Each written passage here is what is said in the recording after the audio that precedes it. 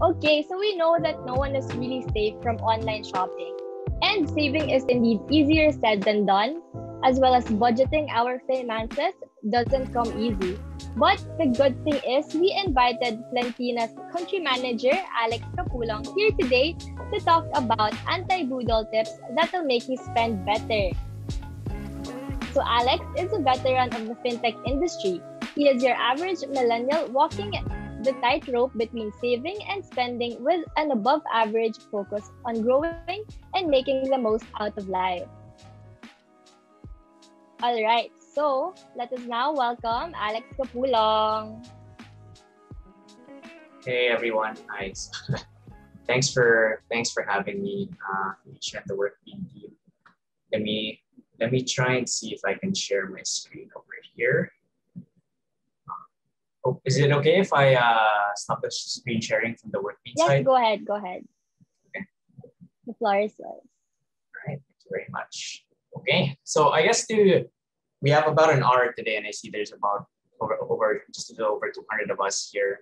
I like to keep my talks pretty quick and save more time for Q&A. I'll be speaking today about adulting and financial saving tips. But I guess if you were expecting anything about savings, investments, or structuring your finances, I don't think you'll hear anything about that from me today in my talk. It'll be a lot more introspective. So apologies ahead of time, but sa langit wala. Kung may tamaan man, I've seen some people comment like vacuum hoo-hoo. I know it can hurt buyer's remorse afterwards, right? So our talk today will be a lot more introspective, and it's also something I've been reflecting on, given the last year with online shopping increasing. I guess a lot more people seem to find that they spent more on things that they didn't intentionally buy. I think the term budol, I think, correct me if I'm wrong, anyone, it's only come about in the last 8 months or so, post-pandemic and lockdown. I not really heard this in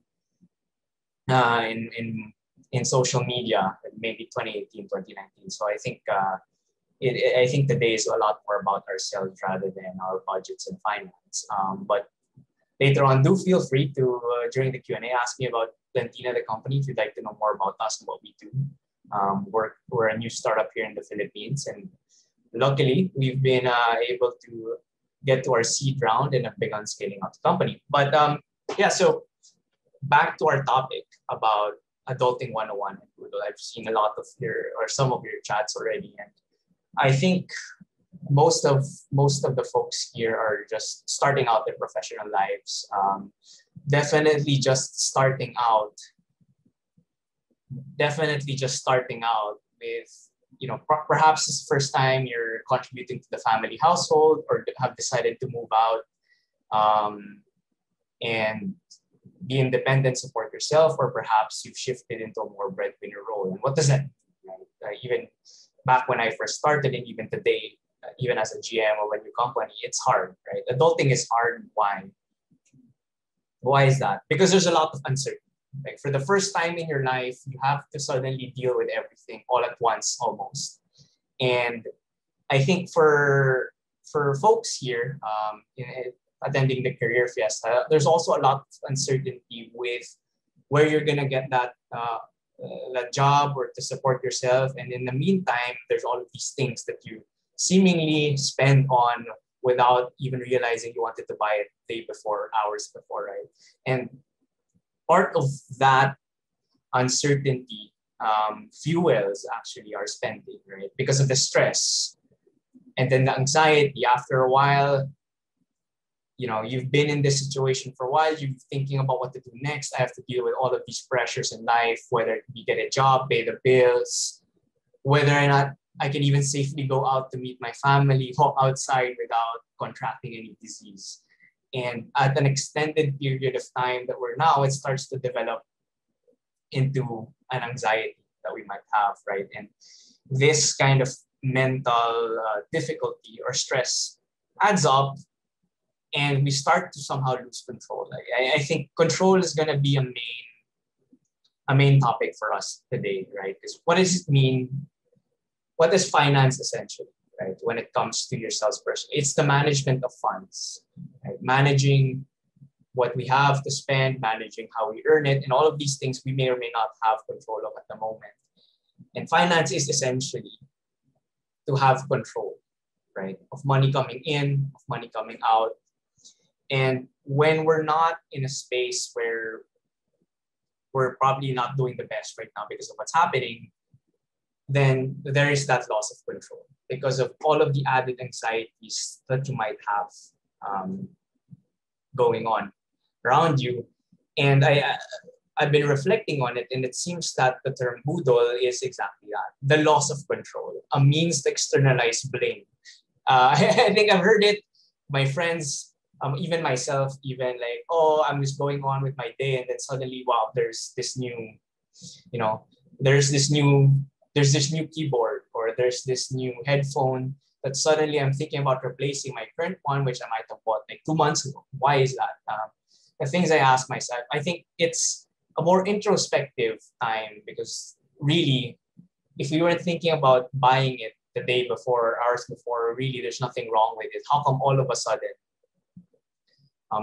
sudden, you're clicking that buy button, add to cart, and why is that? And the more I think about it, I think it's a means for us to regain a semblance of control with our lives, right? Suddenly, I have decided to buy this thing, and it's gonna make me feel good or make me feel better, and hence the term retail therapy. So one of the tips that I have today, actually the tips are talking decentralized about regaining control and how to do that smarter and how to avoid that buyer's remorse. You know, I can't forget that chat a while ago with a flat iron cuckoo, which is exactly, I bought something, but you're sad that you bought it. And I've heard it a lot from people, even I myself, like you buy it the next day, you wake up and you think, did I really need that? Like I'm suddenly in a darker and a deeper hole than I was in before. And that's because you realize that, you know, you lost control. You were already feeling out of control. You got that hit where you felt agency, where you felt like, okay, good, I decided to do this. And then the next day you realize it wasn't really you, right? Hence the term budol. And so the tips today is some of the ways to regain control is sometimes take a step back, right? Going back to budget. Budgeting in terms of determining what you need, differentiating between what you need and what you want. And I can't stress this enough. This is way easier said than done, right? As Felicia said earlier. And that's because you might already be in a situation where you don't feel like you're in control of your own life. And it's in order to kind of do this now with your finances and with your budgeting is to remember and set guardrails for yourself, both externally and internally, right? How do you determine, do I really need this keyboard? Like I've got 8 other keyboard sets that I have, or do I really need this monitor? And then sometimes there are ways to justify it to yourself. I need it because it's gonna help me find a job better. I've heard this before, even myself in the early days. I remember when I first started my job is, I need the newest laptop because it's gonna help me type my resume faster and apply to more jobs and write a better resume, or having this new GPU allows me to design a better portfolio or create a better PowerPoint presentation. And these justifications that we have for ourselves. And one of the strongest ways to do that is once you get into this hole where you realize that you're starting to justify why you need something, is again to take a step back. And it helps to have that kind of checkbox in that list. Like, what is it that I really need? Right. And it's the same way when managing a business or a startup, when you're trying to move forward and there's a million things that you could be doing. And what usually helps us manage and decide what to do next is really determine, do we really need this, or what's the nice to have, the good to have, and what is it that we absolutely must, otherwise nothing will happen for us, right? And determining that against what you have as a budget, right? We all come from different walks of life. We're all in different situations. And that means that finance, especially, especially with our own budget, is a highly personal story. We all have different budgets because we all have different overheads or things to spend on. And just admitting that to yourself is a way to help control your budget. Like, how much do you really need for this? And within that space, you've got now a benchmark, right? So you've got a list, you've got your budget, how much you can really spend for something. And then you try to break that down into this different tiers of your good to have, nice to have, absolutely must have, right? And then sometimes, especially when I'm stressed, I even add a layer. How long is this happiness going to last for me? Which has been extremely helpful for me as well when I'm looking at things to shop for. I like in the grocery, they say never shop at the grocery when you're hungry. I do the same. When online shopping is so easy that you can do it even when you're stressed.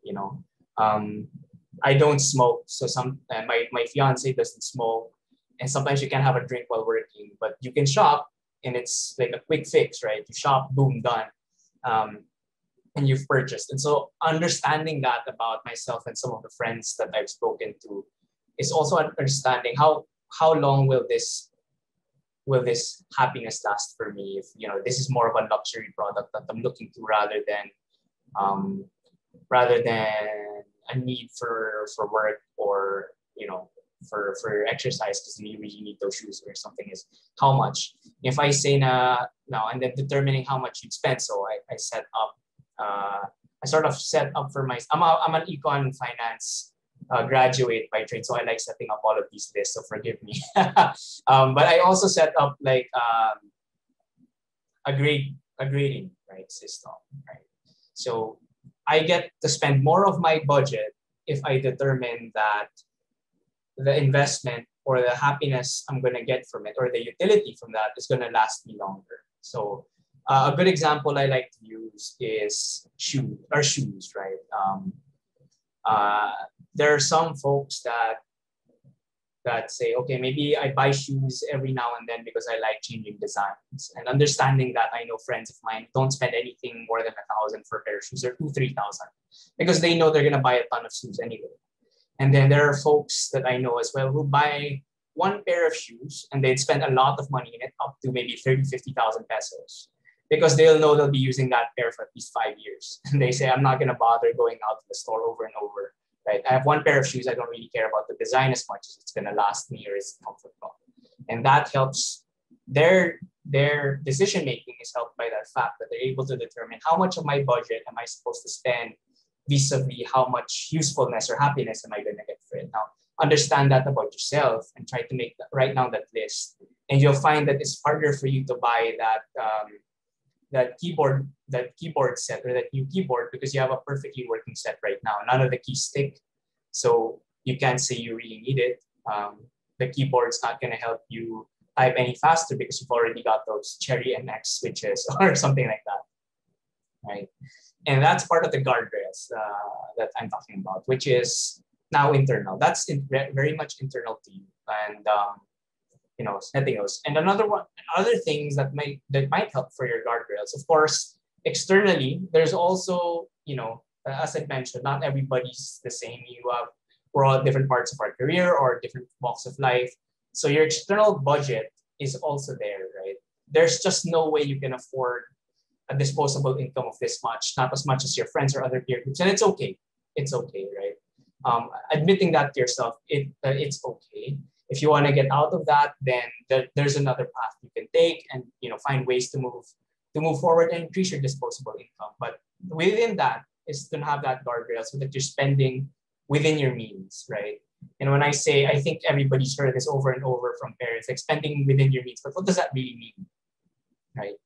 And I guess for me, it's always for me, it's never spending more than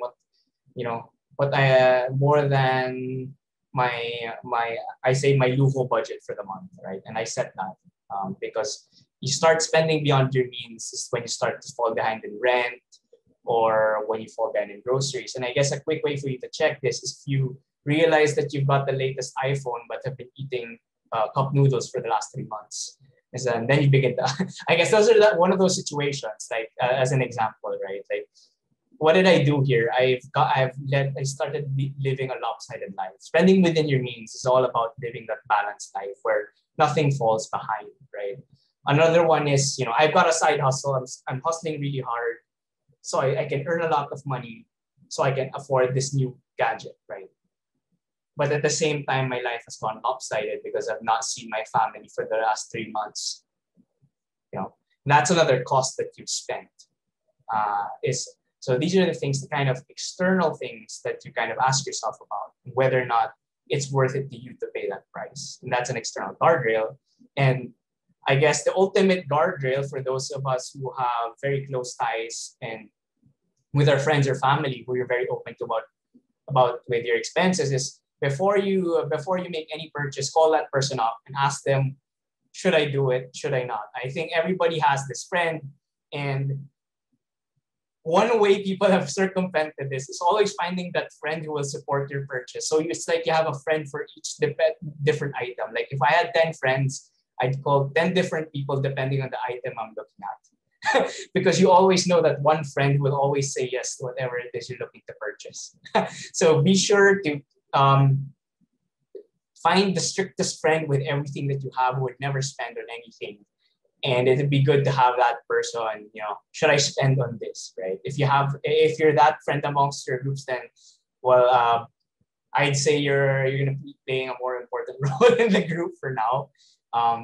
But it's an important guardrail. And one of my tips is don't circumvent it by finding somebody who will acquiesce. Like, if you have a friend that they won't spend for food, but they'll spend a lot for sneakers, and you want to buy a sneaker, then calling that friend already biases the decision. So it doesn't help. It's all about maintaining guardrails, all about maintaining that objectivity. It's whether you want, and which is really difficult because, truth be told, purchasing and buying things is a highly emotional thing. And of course, sustainability. Right? Especially in our generation, I think a lot of us get really mad, even I myself, like perhaps a lot of folks don't understand why people in the younger generation spend a lot more money on things that older generations say don't last, right? Why are people spending 20,000 pesos to watch somebody for 20 minutes in a concert or something like that? And there's all sorts of articles coming online about why millennials and Gen Z and younger generations are spending on experiences, and a lot of people say it's because we can't afford houses, cars, and any of these things anymore, which there's some truth to that. They're really expensive these days. But it's also about balance, right? It's a reward. You can't, it's like having, I guess an analogy would be going on a diet, right? You can't really go on that crash diet or eating salads 30 days a month, where all three times it's just a salad. You'd be living a really miserable life. And I could say the same thing about finances. Like, what's the point of having so many zeros in your bank account, or being the one in the group that they're the largest number of cash, but you're the one missing out on everything? And that's a very dangerous statement to make as well, because that can easily be made a justification to spend more. And one of the things that I want to reinforce is that finance is about balance. It's about managing and determining yes or no to spend on that. And it's about saying that it's also about setting that within your budget. I've saved enough of this, or I can carry over my budget from the previous one, and therefore I have a reward. Or, my company is doing really well. I just got my bonus. Then I deserve a reward. I can stretch my budget a little, but it's all within that controlled space. Where it gets really difficult for you is when you start rewarding yourself and it's not budgeted, and where there's nothing that's coming in, then very quickly your reward can start an avalanche of spending, and suddenly you find yourself in a situation where, nabudol na ako, I've spent more than what extra things I've made, or what the reward I set for myself was. So there, I guess that's more of like a quick overview about Adulting 101. It's as much as I can really say, because I understand that a lot of us don't really have a lot of disposable income to say, how do I stop myself from being good? And I wouldn't suggest to anybody to just block yourself from all of the apps and Facebook. Like everywhere you turn to these days, somebody's selling something, or you find your friend eating something that you'd like to try. And so it's almost impossible to just say block everything off. And what I'm saying is set those parameters for yourself and have that introspective look when determining. And yeah, that's it for a quick talk on Adulting 101. And it's a very difficult topic to talk about for me in terms of money, but for connecting the dots, really, it's adulting and finance all about having control, especially now in a difficult situation. It's important to be open to yourself about that reflection. All right. Thank you, Alex. Mukhang marami talagang tinamaan sa chat box. But it's okay, guys, because we allotted time for the Q&A session. So, guys, don't hold back and ask away. Sige, you can, yeah, si Angela nag-raise na agad ng hand. So, please do open your camera and unmute yourself so you can ask your question. Go, Angela. Hi. Wait. Hindi ako makapag-camera. It's okay. Ayun, hindi ko alam kung unnecessary or parang easy question lang to. Pero, confusion ko siya so far lately. Ano po yung advice nyo or parang paano nyo po i-balance? Kunyari, pag may bibilin kang, kunyari po, camera, ganyan, or ref, ganun. So, parang ang bibili mo siya for the purpose. Pero pag ang binili mo, mas mahal, mas matagal. So, parang ano yung parang mas ina-advise nyo sa ganong dilemma kung mas okay ba yung cheaper tas nandito na or aalagaan na lang or yung mahal na tas durable? Mm-hmm. Okay. Yeah, I think another layers para dyan is depende rin sa bibilin mo. Especially for technology, it's a very difficult. I pay extra attention when it's something technology kasi mahal nga yung ginastasan ngayon, pero kung mabilis siyang maluluma or obsolete, right? Like for example, for me a phone, I change my phone every 5 years and I don't spend much on it. But for other things, I am okay to spend because the technology doesn't get old. Yun ang sa dilemma ko kung mas mahal ba dito. Pag technology talaga, importante na gumastos ka nga na sobrang, pinabili mo yung pinakamahal pero hanggang next year lang talaga yung technology niya. Na lang, it's better to buy the new model na mas mura. Parang ganun yung ano. Sorry, did I answer your question right? Okay. Get. Thank you. Hi, Alex. Can I ask? Sure. Hey, Alex, it's Cass. Question.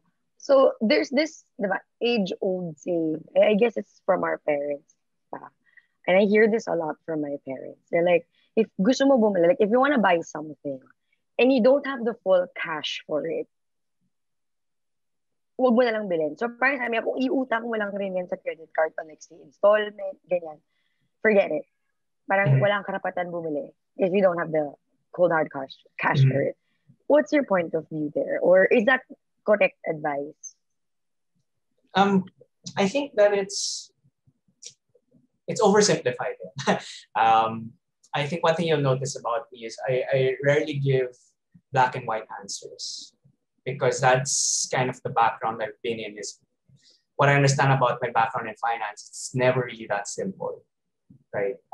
Timing is one thing as well, and I used to follow that, but then again, like at the same time, depends on what it is that you're talking about, right?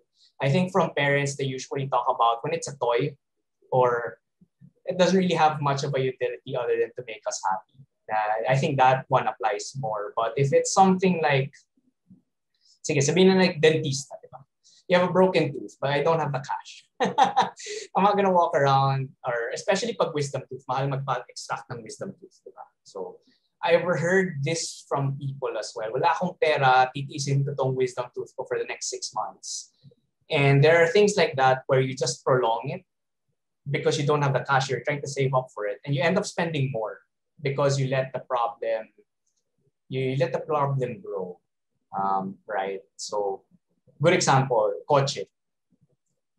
Your car, if you followed strictly that saying, pag nabutasan ka ng gulong, papa-vulcanize mo na lang, pero baka yung threads mo wala na. Now, that, and if there are any mechanical engineers here, feel free to chime in. Yeah. But from what I understand, and I know, right, because this happened to me before, tinipid ko yung pagka-vulcanize, isa lang pinagawa ko, ang dami ko palang sira. Next thing I know, yung problema mo nasa suspension na, nasa chassis, and it starts to expand really quickly, and suddenly you've got a whole bill. Right? And so your saving for that one part suddenly moves the goalpost for you. And at your next checkup, they're saying you have to save more. So it's a situational thing. It's really the trade-off. If I have to borrow for it now, does it save me more in the long run? Does it solve a problem that I need solved today? I think is really my answer. Thank you, Alex. I hope you guys learned from that too. Thank you. Yeah, so I see Clarence here. Yeah, wisdom tooth. You're lucky if that was just the only cost. Pag namagana yan, mas mahal pa, di ba? True. Okay, so we have another question from Rina Hernandez. The question is, how effective is the 50-30-20 budget rule? I'm not entirely sure what you mean by 50-30-20 budget Maybe rule. Rina could expand on this. Is that 50 for living expenses or? Rina, you could unmute yourself and explain further.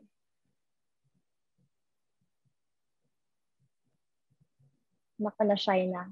Okay, maybe I'll just set the context here. So maybe I've heard of some sort of budgeting rules like this, where 50% goes to your overheads, then 20% maybe for food, and then yung last 25 or 30, or 30 for food and daily stuff, and then 20 is your budol budget or your disposable income. See, 50 needs, save, and wants. Yeah, so yeah. I think there's two caveats. One is, what's the total size of the pie, right? I've heard this before, but especially children, and this has been a hot topic, right? What if your pie is so small anyway? How are you gonna 50% isn't gonna cover your needs? It's more like 95% goes to your needs, right? And then that's the first caveat, the size of the pie. And the second one really is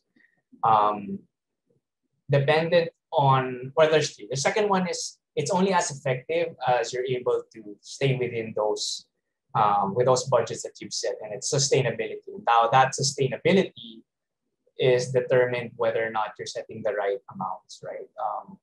If you're saying, I want to save 40% of my income, but really the way you're living is more like you're gonna only be able to save 20% of your income, then maybe you need to take a step back and accept that about yourself and move that budget. The difference here is very slight, but it can be a highly psychological effect. Now, if you set your savings budget to say 30%, but you spend 40%, right? Once you cross that 30%, in your head, you're already thinking, I'm over budget anyway. Might as well go all out, right? Versus setting your savings budget to the higher amount, where say 40% is you're setting your spending budget higher. In your head, it's like, I've only got this much left to spend. I'm thinking about now how to stay under or just max it out, right? It's the same pie, but because of where you've set that threshold, the way you think about it may be different, right? It's so easy to lose control. So it's important to not lie to yourself about it, or, make sure that your budgeting is based on reality, on what you're really spending, like depending on your lifestyle or whatever issues or things that you have to deal with. Yes. Okay. So the 50-30-20 rule will really depend on the lifestyle. So guys, it really varies. Yeah. Okay. For our next question from Clarence, we have, how can one resist the temptation of buying a definite want? So this is in the perspective of one who purchases for the sake of sanity. And nagbigay pa siya ng example. Justify natin ang wants natin, guys. So example is pre-orders for the upcoming release of a new gunpla. Not sure what that is. Okay. Yeah, I built Gundams myself, so they can get pretty expensive. I've never heard of a pre-order, so this must be something definitely expensive. If it's for sanity, then your trade-off now is monetary versus emotional sanity, right? And I've been through these myself. Impulse purchases, and the way to wage yourself about it is if it's for sanity and it's definitely out of your budget. If it's in your budget, go ahead. It's in your budget, it will help you in your sanity, then go for it, right? And it's also what I tell my staff, right, about taking breaks, right? If it's in the budget, go ahead, go for it. But if it's outside of your budget and you're telling yourself it's for my own sanity, then the question is it really that item that will get you your sanity, or are there alternatives within your budget that can get you there? Right. And so if the answer is yes, there are alternatives to get me my sanity without going over budget, then there you go. I don't need to buy that gunpla. All right. So ang narinig ko lang is go for it, Clarence. Just kidding. If you have alternatives, Clarence, go do it. Yeah. So next question, we have Sheena. So when should I consider getting a life insurance? I don't sign up for it because I was brought up that it isn't worth it because a cash on hand is easier to use when you want to start a business. Okay. This is a very loaded question. I think if there are Adulting 101 talaga. Yeah, if there are folks here in the insurance industry, but I think, for me, I don't see anything wrong with it. It's a good to have in your back pocket. It becomes more important as you go through life, the older you are, especially if you have family, because you're the breadwinner. But as a younger person, it may not seem as important, but then it's also cheaper that way. Because of the way the insurance industry works, when you're less risky to claim it, it's cheaper for you. When you're more likely to claim the insurance, then your premiums get more expensive. And that's why smokers have a really high premium, and drinkers and anybody with a risky lifestyle, right? It's a good to have. It's more important if you're the breadwinner, because life insurance is what, you're not going to benefit from it. Your family does, because you die first. Question with cash on hand. I guess that's a question because you have a limited budget. Do I really need it now? And I guess for me is, are you the breadwinner? If not, then it's less of a need for you at the moment. Okay, Sheena, I hope Alex was able to answer your question.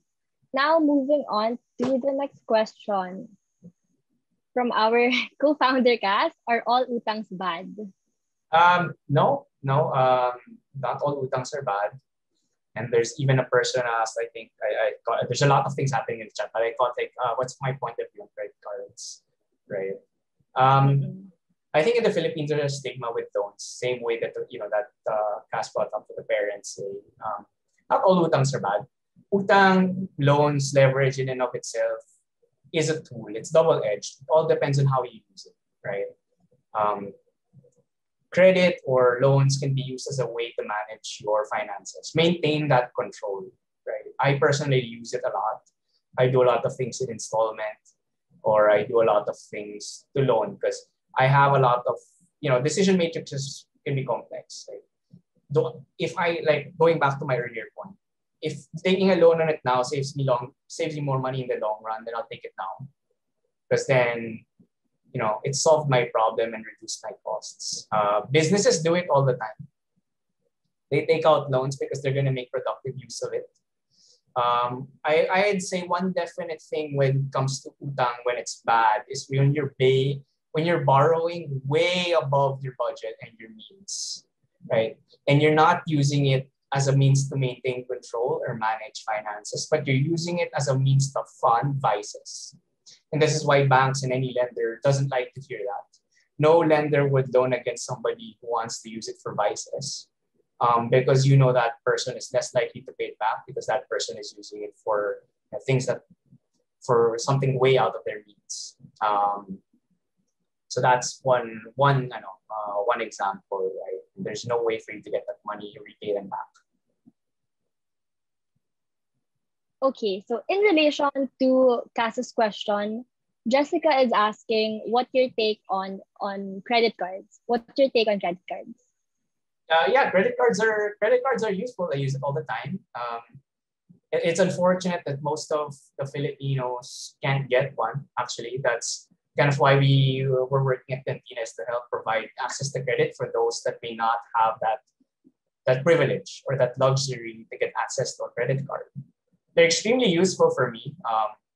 One, they allow me to break down my monthly cash flow by paying in installments. Two, I don't have to carry around cash or go around town withdrawing at an ATM. And they're extremely useful for online shopping. I don't like COD because I'm quite busy, so I don't have time to go down and do COD. But then again, I use my credit card and I maintain safety. There's a responsibility when having a credit card. So it's a tool, right? So with every tool, there comes responsibility. Okay, so Jessica, you have to be responsible with your credit cards. Next question is from Chris Go. What are your thoughts on the kakebo method? Yes, please explain what's a kakebo method. Yeah, Chris, are you here? Could you explain to us? Hello? Okay, sige. Ayan, Chris is chatting. From what I just know, yes. You can unmute yourself, Chris, if you want. Oh, sorry. From what I just know, basically the Japanese carry little books or little notebooks with them, and then they list down every small expense that they have. They have two notebooks, one large notebook and one small notebook. So I don't know. Just knowing about it, it claims that you can be like 35% richer from that kind of budgeting method. So okay. Yeah. Well, thanks, Chris. Yeah, I'm definitely for that. I didn't know that was the Japanese term for it, but I do that actually. I keep track of every little thing I spend. I have I guess I have my own Excel file for my expenses for the last 5 years, down to each line item. And that's allowed me to stay within budget. Right? It's extremely useful because I know how much more I have to spend for the month at any given time, and I know where most of my money is going. And going back to my point earlier, it's a means of control, right? Having that notebook gives you a means to control your spending because you know what's going on. Okay, Chris, did that answer your question? Okay, silence means yes. Next question we have from Donald. If I am to invest on something, when should I start? Do I need to hit a certain salary to safely invest? Safely invest in, so I guess, yeah. I guess you can invest anytime. Certain salary, I'd say as long as you've got everything else in your life covered, then you can invest. And then in terms of investments, it's a whole nother layer of decisions that you'd have to make based on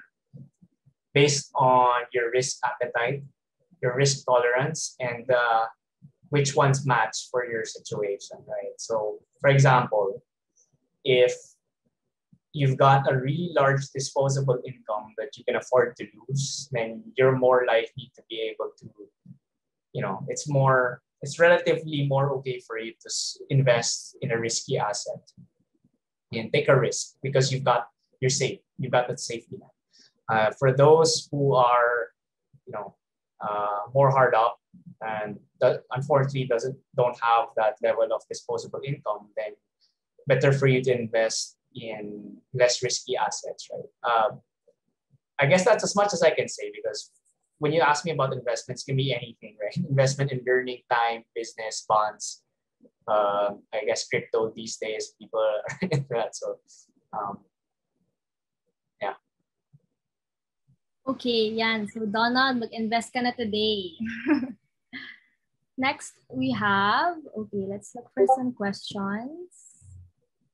Ayan, juicy question from Nico. What are your thoughts on investing your money on MLM products? MLM products. Well, I am not sure if I call that an investment. That's basically you're basically starting a retail business, and right. I don't see that as you're buying inventory. That's it, and buying that inventory, it'll only turn into income if you can sell it. That's the whole, whatever MLM it is, it's some item that you have to sell to make money on, right? We can talk offline about the business model. What I've seen is the real income generator for this kind of business model. But if you're talking about products, it's inventory, plain and simple. Sell it. Otherwise, you don't get your money back. Okay, so next question. This is for, I think, this applies to everyone. So any simple thought exercises to help you build the habit of saying no to budol? Yeah, I think is having that checklist or that budget. That's a habit. Every time, it's about self-realization, right? Saying no to budol is about knowing yourself. And you will know that moment, if you're very open with yourself, you'll know that moment right before you say yes. You'll have this feeling, you'll have this itch that you need to scratch. You will have this impulse to act. Now, if you know yourself very well, you'll know what that is. And one of my tips is to figure out that moment. And when that happens, you take a step back. You do that enough times, you start to form a habit. And that's called self-control. Like, you can't have self-control if you don't know what your trigger is. Okay, self-control daw ang answer. Okay, guys, do you have any more questions for Alex? All right, so maybe Alex, you could introduce Plentina, Plentina's business and the jobs you have. Sure, thank you. As I mentioned, Lindeen is a fintech startup. We're relatively new to the market. We started operations last October. I'm lucky to have several thousand users now across the country with a very small team. We provide, thank you, Zain. We provide closed loop store credit loans to users, to borrowers actually. So we're available on Android right now, and what we promote is responsible borrowing. That's why we don't do cash loans. We're trying to build an ecosystem where we provide our borrowers the merchants that are relevant to them and try to give them only as much as they need for that merchant. And so they have more control about what they spend on and where that's used. And that's good for them, and it's also good for us in the industry. Over time, we're hoping to build a financial services stack that solves a lot of different problems for the market that we're aiming to capture in the Philippines or regionally, which is the high potential, not rich yet. Some of the things that we've realized is that in terms of finances, especially when you're having a difficult time, it can distract you from the things that will allow you to really grow, right? I've seen this in people as well. It's a story that everybody knows. Somebody had to stop studying because they didn't have enough money, but if they finish studying, and so for us with Plentina, we're starting with the little things that can distract people, right? And we've seen that in some of the comments in our reviews, right? There was a mother that was able to buy milk for her child who would have otherwise had to do other things, or somebody who had to forego a need because they didn't have cash at the time. So that's what we do. In terms of openings, we're currently scaling the business. So we have a bunch of openings. If you're interested in joining and learning more about Plentina, Zain's already posted the link. We've got openings in business, in operations, customer service, and also engineering, if you're interested to explore opportunities with us. All right. Thank you, Alex, again for teaching us how to control our budol impulses.